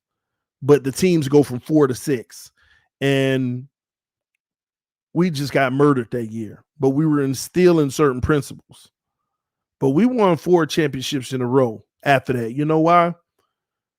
It was clear why. When I was at practice, it was just all about repetition. I'm not sitting there letting these 4, 5, and 6-year-olds sit here and be 4, 5, and 6-year-olds. I don't care how many games you're playing and how funny it is or how you don't want to listen, how many laps we got to run. If we're on this one play, I'm sitting there explaining to kids, why is it important for you to knock that kid in front of you on his behind? Oh, you scared of him? Oh, you're not scared of him? Well, let me see you fight him by pushing him to the ground. We need you to win your battle. And when he won his battle, I told that running back, do you see what he just did? Now what are you able to do? I broke down every small nuance repetitively over and over and over. And we beating all these kids 40 to zip, 40 to 3. I mean, it was, man, guys, the third season, we didn't allow a single touchdown until the last game of the season in the Super Bowl, when I put all the 4-year-old babies in the fourth quarter, and the first play in the fourth quarter, they allowed an 80-yard run up the middle, right up the middle of the line of scrimmage. Oh my gosh. And yeah, I benched every single one of them after that. But anyway, but the whole season, but I'm telling you, just because you 4, 5, 6 years old versus grown men, it's all the same when it comes to learning. If you could take the time to break down the game, the nuances of it, the ins and outs, now they can start using their creativity to get leverage over somebody across from them who don't have the same knowledge. And I followed them kids. And then after 3 years, we went up to the next level when they were 7 and 8s, when they went to C team, won a championship undefeated, until we went to like play another county. We lost by like 6 points. I don't know what it was, but all them boys were just like so much bigger than ours. It was crazy. Besides, didn't matter. We were still hanging with them. But the only thing that was sad, I saw some of the intimidation in some of the other our boys. But anyway, in the 5th year, same thing, championship. And then I moved to Florida. That was just like 2 years ago. Then I moved here. But it's the same thing. If you got the time to help them understand the game, why they're doing what they're doing, even Mike Gesicki, do you know how important you are on this play when we run to your side? If you can secure this block, this play can go for 9 yards or whatever. Let's talk about why it's important for you to do this. Now let's talk about what's holding you back from doing it. And let's work on your deficiency over and over and over. I'm telling y'all now, if I was these coaches, I wouldn't throw a single pass to Mike Gesicki for 4 months in the summer. You are employed by me, this team. I'm not throwing you a single pass. Matter of fact, I'll make a deal with you. Every time you secure a successful block and it's a positive game because of you, I'm gonna call the very next play for you to catch the ball. I'll make a deal with you. I mean, that's what it takes, man. And at the end of the day, you get to start determining whether the guy has it or not. You either have it or you die, or you don't have it. It's that simple. TD the Belichick of Pee Wee football, man. I'll be the Belichick of any football because I'm a coach. I'm a leader. This isn't, I mean, y'all think that is child's play because it's kids. No, I could do this on any level. And a matter of fact, it started even in college. It started in college. High school, I fractured my wrist going up for an alley hoop, a dunk in gym class. I was going up for an alley and the ball was low, so I caught it and I tried to run it around to dunk it, and I got caught on the rim, came down, fell on my hands. My right wrist was fractured. I said, oh, crap. I'm screwed for football right now because I was playing safety at the time. And I'm like, man. And this was like the end of 10th grade. And I'm like, man, and I joined the band. And I learned how to play in the drum line.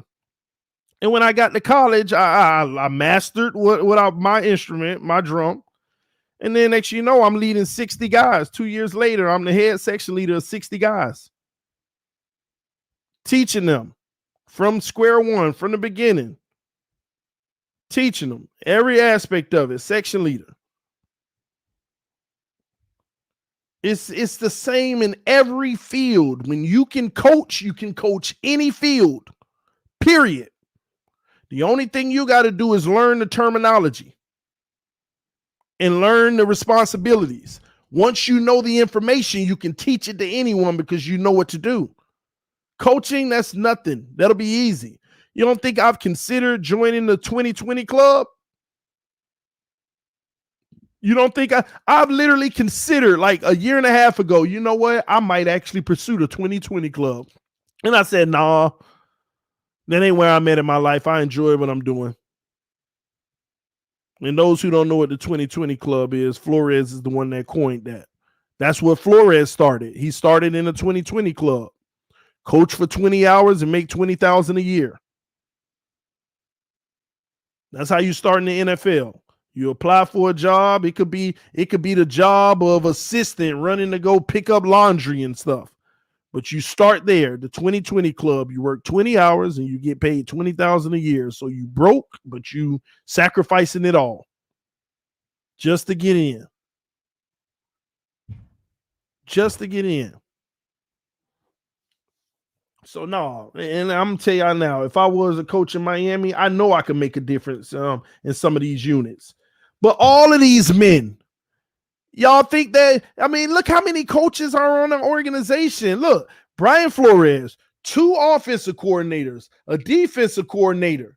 Then you got almost every position. You got the running back coach, the assistant running back coach, the wide receiver coach, the assistant wide receiver coach, you see them, a tight end coach, assistant tight end coach, O-line coach, assistant O-line coach, quarterback coach, assistant quarterback coach. And that's just the offense alone, and we're already at like 14 coaches. Add the defense, you're around 25. Add special teams, you're about 23. Then you add the freaking quality control coordinators, the blah, blah, blah, blah, blah, blah. Man, you got about 30 coaches. You think all of them just great? All of them ain't great, but a lot of them know how to coach. There ain't a shortage on coaches out here, just so y'all know. That's a game too. You're trying to bring the best person you can in.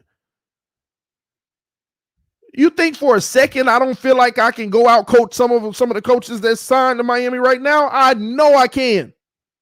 Know it. I ain't looking for people to sit here and be like, oh, TD, why you think that you will be able to outcoach a guy who's actually in the league? You're right. They got the credibility because they in the league. But if I went for it, I would climb up the ranks because I know what to do. I know how to lead. I know how to get things done. I know how to set expectations.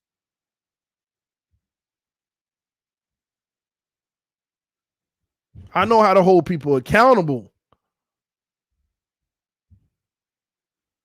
And a lot of people don't know how to do all those things. I also know how to relate to people. I also know how to build relationships. I also know how to get along while delivering a stern message.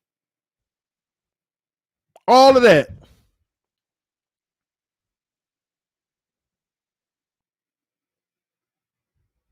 You think every single coach we got is just great? No. That's why there's some guys that come in the league and start coaching, and 5 years later, they're already being considered for an OC position, offensive coordinator job. Ain't never played football a day in their life in some cases as well. Y'all notice that too? Some guys that never played football a day in their life got high coaching positions.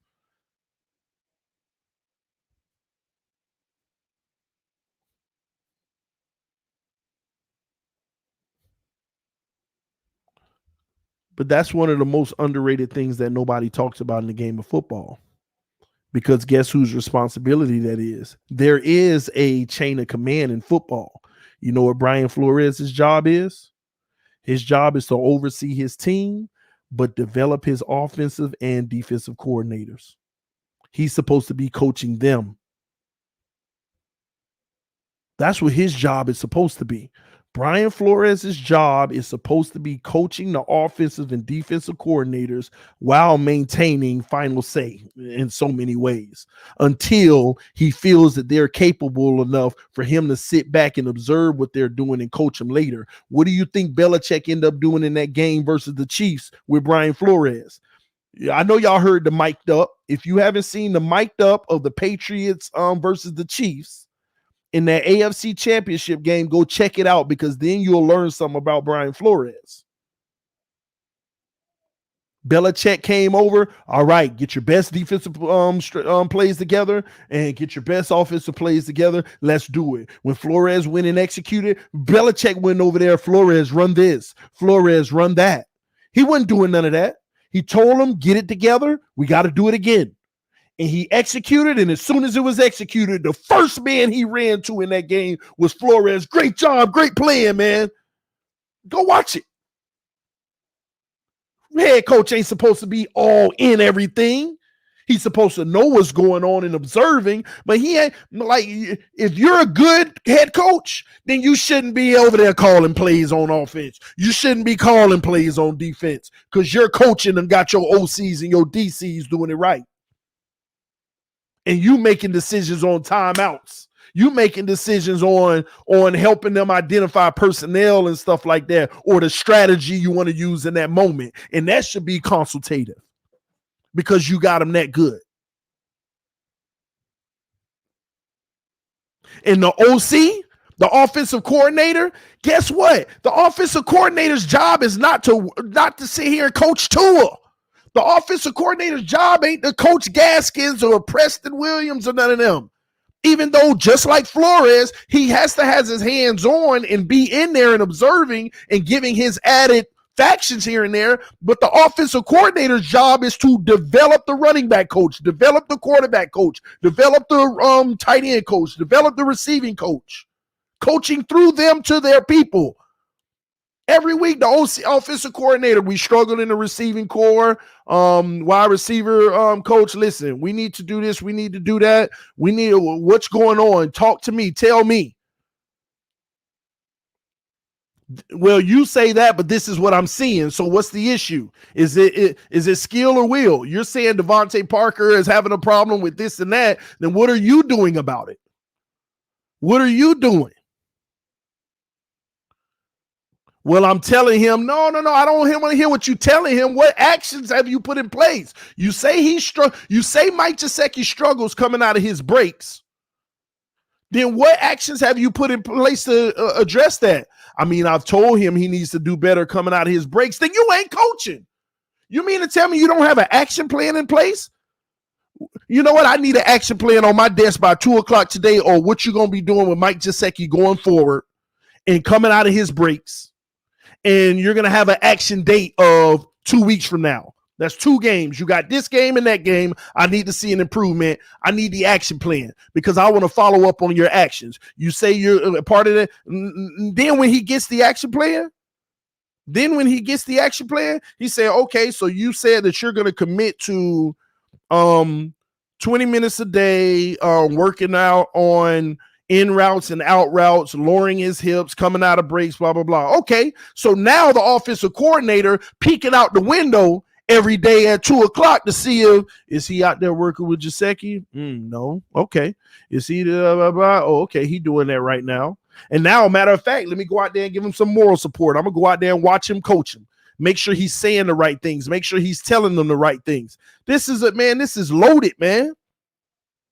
There are jobs that need to be done. Not no, this is what you need to do and let's just go do it. That's why these coaches be getting rotated a lot. A lot of them just tell you what you need to do, but they don't know how to teach a guy how to do it or put actions in place to get it done. This coaching thing is so much more loaded, man.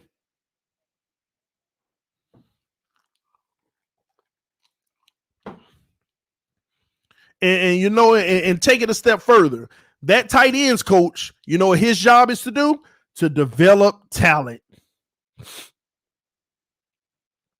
His job is to develop talent, and his quality control guy teaching him how to help him and blah blah blah, and build relationships with the players. That's who's supposed to have the best relationship.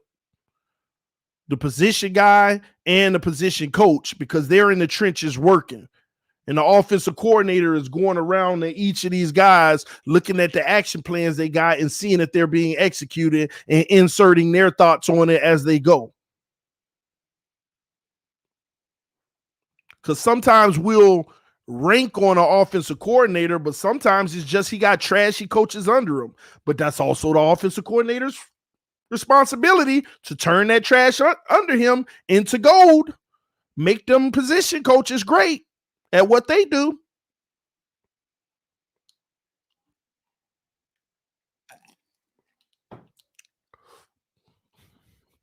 Accountability and responsibility.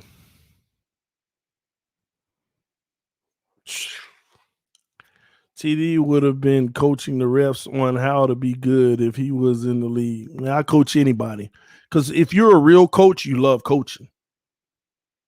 I actually love coaching. And I always want those who struggle. I want to coach people who struggle, because it's always a prove it thing to me. Because I've seen it work too many times. The leftovers, the throwaways, with great coaching, how it turns into greatness. It turns into greatness. That's what it's about, man. If you can coach, you can coach. But we gotta make sure the structure is all good, man. Some of these teams are so lax, they just got everybody doing everything, man. We got the talent, just make sure they're doing their job, and nobody's really holding each other accountable or anything. They're just walking around with their fancy NFL jobs and feeling like they somebody. But this is a new age of coaching. That's another thing y'all got to understand. I just really pray that the Miami Dolphins are up to date on this new transition of coaching, because so many of the coaches in the league now, they got to realize times are changing. This is no longer about the, lunch pay. You ain't got lunch pail players anymore coming in just doing their job. You got the age of the social media. You got to have accountability processes, procedures, all of that stuff. You got to have a system in place. This ain't like it used to be. You're just a great coach and you live off of that and you tell them what to do and y'all need to get y'all and curse them out a little bit to get them to do it. No, you actually got to put the work in today's world.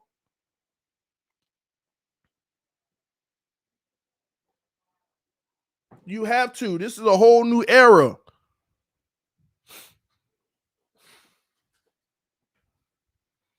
It's a whole new era.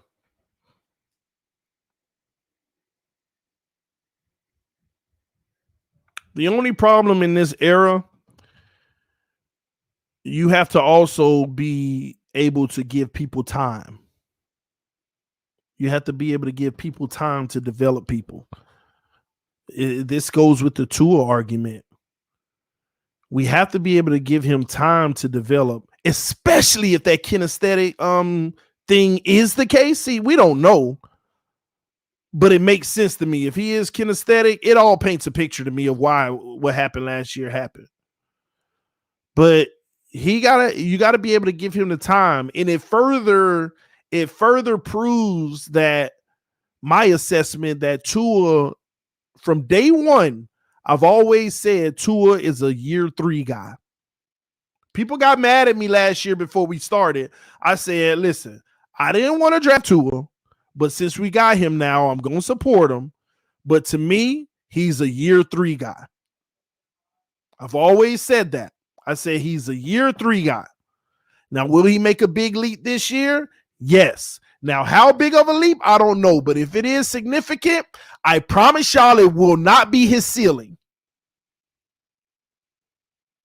If Tua makes a significant leap this year, it won't be his ceiling. Like, he can ball out this year, but I'm telling y'all, year 3 is this guy's year. If he is in the upper echelon this year, I'm sorry, his whole trajectory changed to possibly on his way to being one of the greatest. In year 3, you'll see, or you're going to see the finished product of Tua, because that's another thing. This another thing about kinesthetic people. Once you got it, you got it. It can't go away. Once you got it, because you've also put your body into it. See, there's over 800 plays in a playbook, and you can go a whole season and don't run about 300 of them, even 4, but you still got to know them in your disposal. But once you have them, you have them.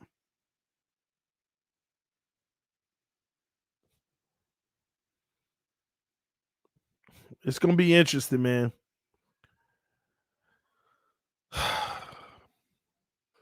The only thing that I hate overall, I wish the NFL was 100% transparent with the media. I understand the privateness because you don't want other teams to know what you're doing, but I wish that the media would be able to also evaluate the coaches and stuff like that, get a good in-depth of what they're doing, the conversations they're having, get to see how they're teaching. That's a whole nother level of insight, y'all.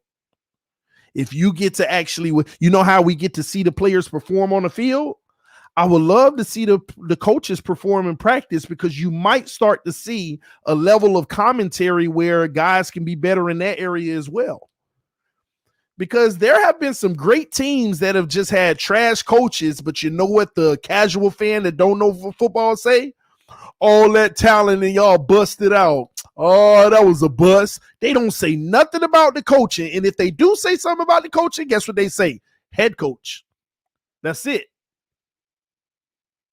Head coach. That's what I hated about Adam Gase. I didn't really per se have the biggest issue with Adam Gase, believe it or not.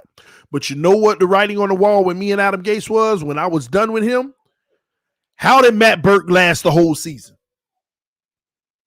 That man would have been fired week 8 if it was me. But I had to back up. Maybe he wouldn't have been fired if it was me, because I would have been doing my job to make sure he was doing his right.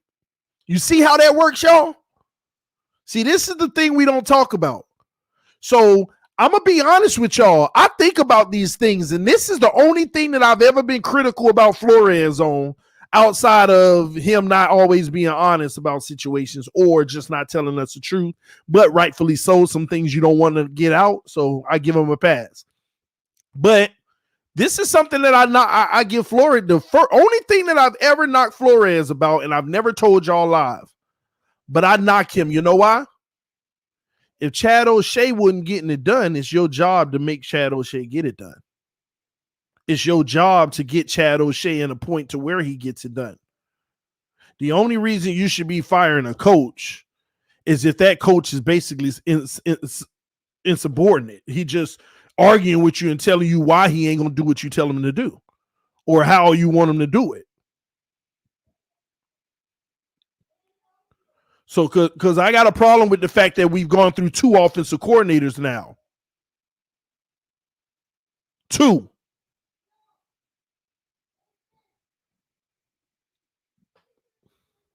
Two offensive coordinators.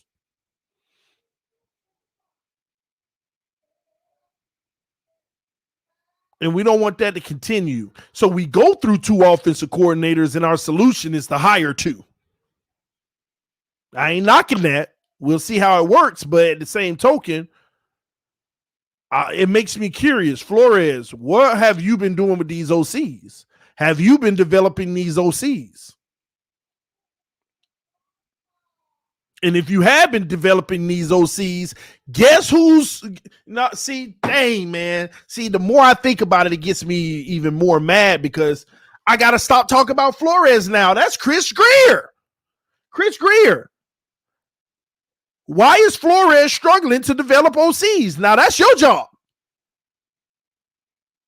Because you're supposed to be on Flores. What's up with you and these OCs? Why can't you get them to do their job and perform well and get it done? Well, blah, blah, blah. What actions do you have in place, Flores, to get them in a better position to do their job? I need those actions on my desk by 2 o'clock.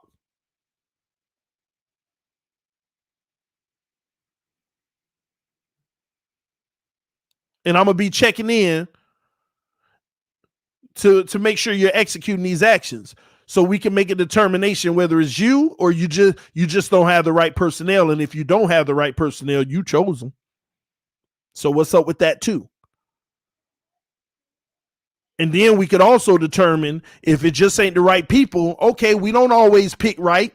So what's your course of action? Are you firing somebody or are you still going with it? And if you one of those coaches that say I'm still gonna go with it, now remember, instead of firing them, which I believe is the right course of action, you want to still go with them. So if they continue to struggle, I need to hold you accountable for that, not them later. See, we're not going to come back and hold them accountable later. Man.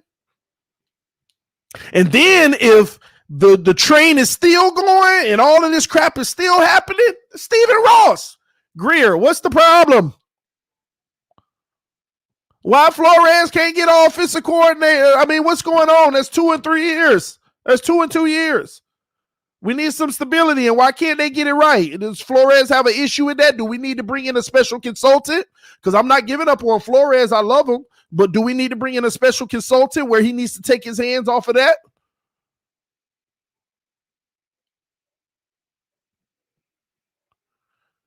And y'all sitting around here thinking that we're bringing in all these special consultants for nothing. We bringing in these advisors for nothing. But that's why I feel like they are doing the right thing in so many cases. That's why we have what's all these advisors that we've had. What's these legendary coaches and all that? I'll be forgetting their names that were on the team, but then they couldn't be around due to health issues. Y'all know it was like 3 or 4 guys Flores rookie year that we brought in and stuff that's been consulting with the team and this and that and that and this. That's how this thing works, man. Jim Caldwell, exactly. Parcells. This is how it works, man. But here's the sad thing. One of those areas can lack and it could cause your season to be over, but it doesn't mean you need to fire people right away, but there needs to be some form of accountability, and then you need to be able to go in everybody's coaching logs and in the books to see where the ball was dropped and put an emphasis on that area for the very next year. But I don't know. This is what I don't have the answer to. But it's hard for me to believe that more than half the NFL is operating this way. And that's why they suck every year. And we've sucked for so long. And I think we got the right people in place right now, but you got to do this whole process flawlessly, because this is the part of the process that you can control and you can do flawlessly. And you can keep it rotating.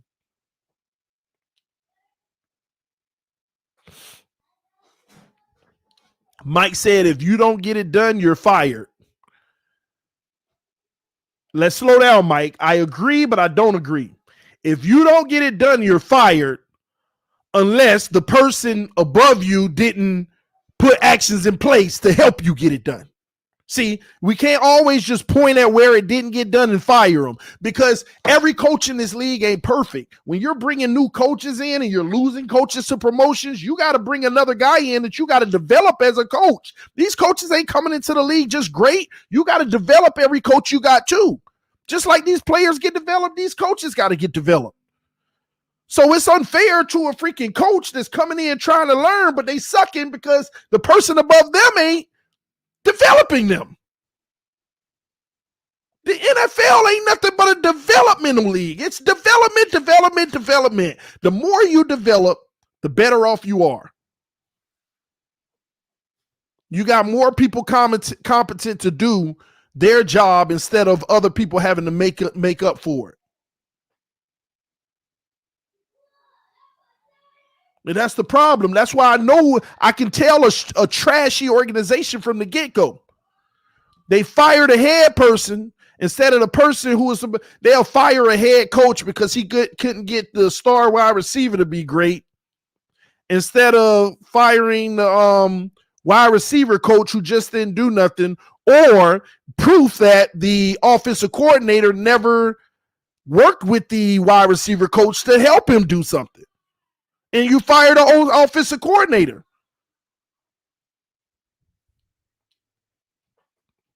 No coach is perfect, but they should be getting developed too, just like they in the trenches with these players. Why you think there is positions, y'all? Why do you think there is an offensive coordinator? You think the offensive coordinator is working with the O-line all day?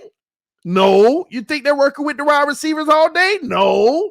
It's their job to monitor the position coaches and give them the resources they need to be successful to develop the players and monitor them, watch how they're coaching, refine their coaching, making sure that they're driving the right message, making sure that they're using the right VARC on individual players, making sure they're having the right conversations, making sure that their accountability is in place.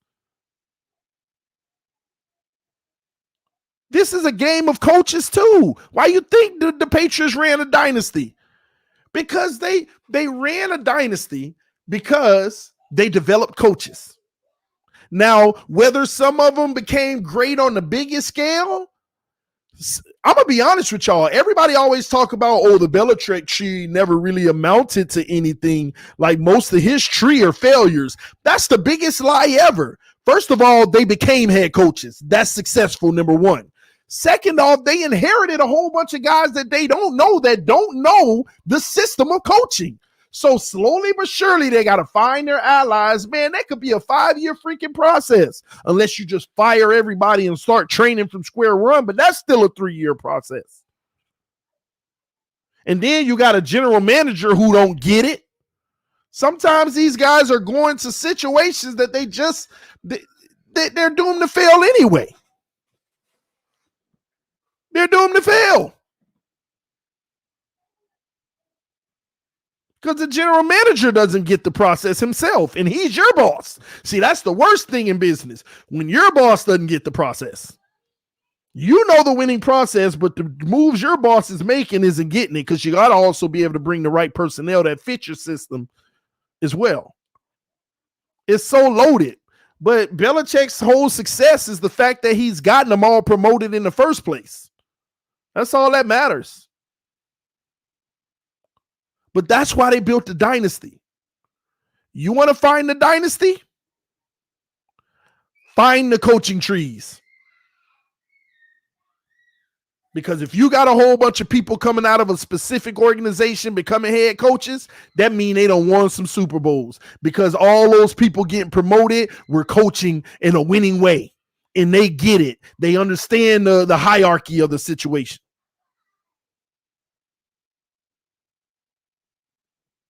And the only issue now is some of them get jobs from living off that credibility because it's so rare to find.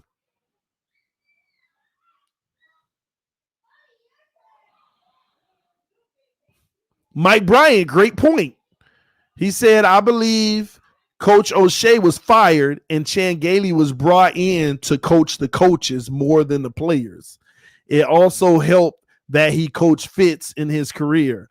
I'm not worried about the coaches. Man, that's a great point. You might be 1,000% right on that, because that even makes more sense. Chan Gailey was never brought in to coach the players, which he never coached any players. If y'all really think about everything that was said and all the pressers, Chan Gailey had never say nothing about how I'm in the trenches working with the players, maybe in the quarterback room here and there, but he's in every room. He was coaching the coaches. And that could have served to be very invaluable. The lessons and things that they learned. Good observation. That's a good point. Justice said, TD, can I get mod? Catch me on my next stream because I don't have my YouTube up to give you mod. I just have StreamYards up right now to give you mod. I can't give you mod on StreamYards. Matter of fact, give me a second. Let me see if I can just pull YouTube up. I got you, homie. I've been seeing you here. Oh man, I've been going for too long, man. I've been getting excited about this conversation because it's a good one. It's a good conversation to have, man. This whole coaching thing, man, it's loaded. It's loaded, but it's the part of the game nobody talk about. They just automatically want to give people credit until they bomb out and trash. Y'all notice that? Nobody want to have conversations about the coaches. They just want to say trust them. That's lazy. That's because you don't know what their responsibilities are.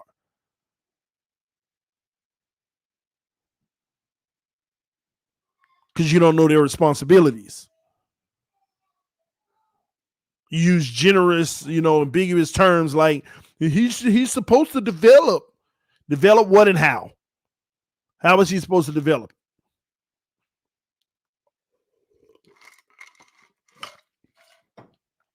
TD sipping on his daily dose of Tua haterade. I ain't hate on Tua this whole conversation. I don't know what you're talking about. I actually been giving him a valid excuse because it is valid to me. And shout out to everybody. We just hit 16,500 subs.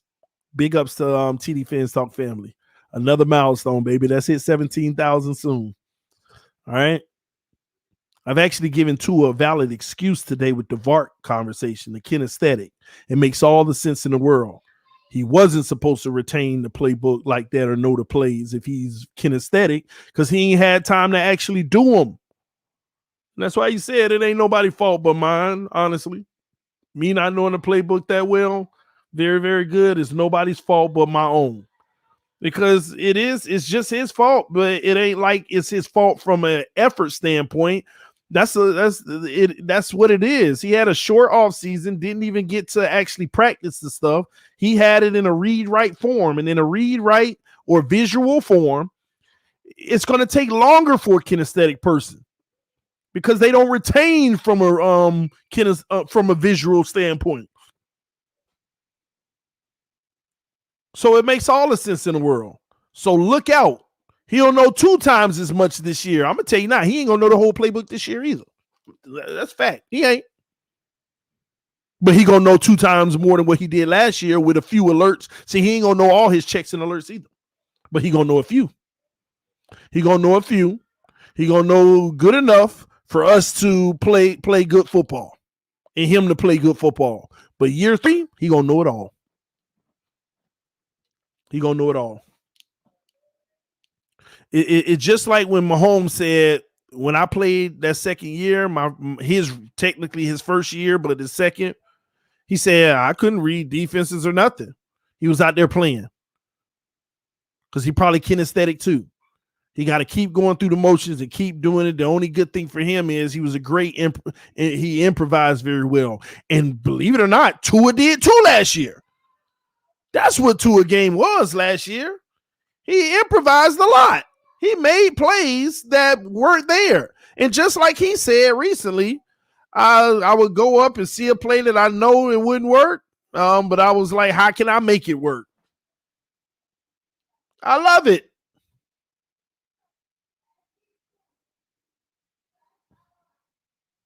I love it.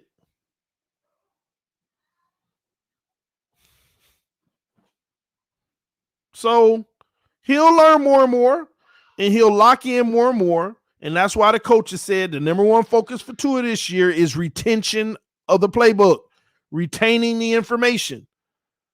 He's kinesthetic, man. Gotta be. And that's exactly what it is. That's what it is. And it makes all the sense in the world. But it should be motivating to all Dolphin fans. If Tua is kinesthetic, that should motivate you that, man, if he did what he did last year, then we in a good place then. Ooh, it's about to go down. If that's the case, it's about to go down, ladies and gentlemen. Trust me, I ain't trying to flip gears and be this homer or nothing, but I'm a whole lot more confident in that kid now than I was just a month ago. All of these things are revelations that make a lot of sense now. And honestly, even a person like me, I needed to hear Tua say that about the playbook because it makes me understand what really went down without using any excuses. And I love it. I'm excited, man. I hope y'all excited too. This year we can do something special. I don't know how far we can go, man. I know I say that 20-0, but when you got a team like this that has no holes other than center, which I think we'll still be fine at, and if Tua takes that next step, this team beats Denver. They beat Kansas City last year. They win at least 3 of our 6 losses last year. This team right here, we definitely beat the Patriots in that first game. I truly believe it. This team right here, at a minimum, wins 3 of the 6 games that we lost last year and wins a first round playoff matchup. This team. So I'm sorry. And then we go into this season with the 5th easiest schedule. I'm sorry, y'all. Who knows? AFC Championship, Super Bowl. You never know what you can do. You never know what we can do this year, man. I'm excited. I'm so excited, man. I hope y'all are too. But anyway, I'm not going to bore y'all too much longer. This is TD Fans Talk, home of the real Miami Dolphin fans. Thought I'd spread the OTA with y'all today, have a little coaching talk. But it was a good conversation, man. Y'all hit that like button. Let your friends and family members know about the channel. Let me know what you think. Again, members, if you're with the top tier of membership, because I got a Jerome Baker video as requested from one of our members coming soon. If you're a top tier member, remember you can request a video on a specific subject if you want, and I'll do that video. All right. And if you want, I may go live on it, and even join you in on the live if you like. That'll be pretty cool. So members, remember, check your perks out. You can use them. You can use them. If you're at the top tier of the membership, then hey, use it. But I appreciate it either way, even if you don't use it. All right. Thank you all. Appreciate y'all, man. I will see y'all later. This TD Fans Talk, home of the real Miami Dolphin fans. Salute to y'all. See you soon. Peace. I am out.